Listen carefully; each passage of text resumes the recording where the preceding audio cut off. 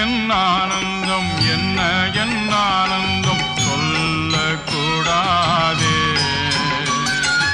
என்ன என் ஆனந்தம் என்ன என் ஆனந்தம் சொல்லக்கூடாதே.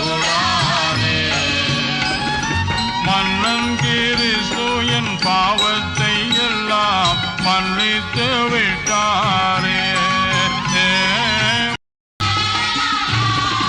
வெண்ணங்கி பொன்முடி வாத்தியம் மேல் வீட்டில் ஜெய கொடியுடனே மண்ணுலகில் வந்து விண்ணுலகில் சென்ற மன்னனை ஸ்தோத்தரிப்போம்.